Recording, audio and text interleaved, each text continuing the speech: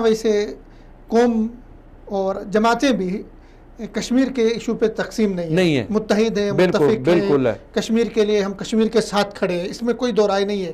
किसी जमात किसी सियासतदान इसमें कोई वो नहीं। लेकिन कश्मीर कमेटी के हवाले से हमारे यहाँ काफ़ी इख्तलाफ रहा है, बातें होती रही। जैसे 8 साल तक मौलाना साहब कश्मीर कमेटी के चेयरमैन रहे। जो कश्मीर कमेटी का काम ये होता है कि आपने सिफारिशात बना के पार्लियामेंट के कश्मीर इशू को कैसे उजागर करना है।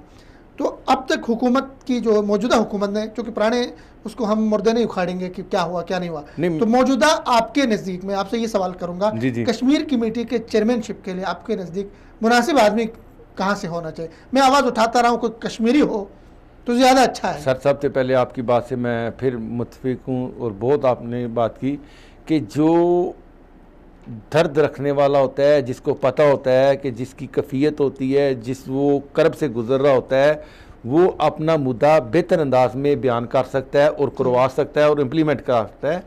और एक कश्मीरी को ही जो है ये हक देना चाहिए कि वो कमेटी का चेयरमैन बने और कमेटी के मेंबरान भी आधे से ज़्यादा जो है कश्मीर से होने चाहिए, कश्मीरी होने चाहिए, गिलगित बिल्तिस्तान से होने चाहिए, आज़ाद कश्मीर से होने चाहिए। ये 50 से 70% होने चाहिए, 30% पाकिस्तान के अंदर से लिए जाएं, ताकि ये जो एक मुकम्मल टीम बने और ये मुकम्मल टीम मशावरत भी करे और बैरूनी ममालिक में ख़ुद भी दौरे करें और वहाँ पे जो अब्बैसी के अंदर विंग हैं, अपने कौंसलर विंग हैं, प्रेस अटाची हैं, उनको मुतहर्रिक भी करें और उनकी जो रिपोर्ट हो वो वजारत खारजा के पास आए वीकली मंथली बेसिस पे, और वो क्वार्टरली जो है वो प्राइम मिनिस्टर साहब उसको अपनी कबीना में बैठ के डिस्कस करें कि हमने इसकी सिमत के जो तयन किया था क्या हम उसके अहदाफ कर रहे हैं।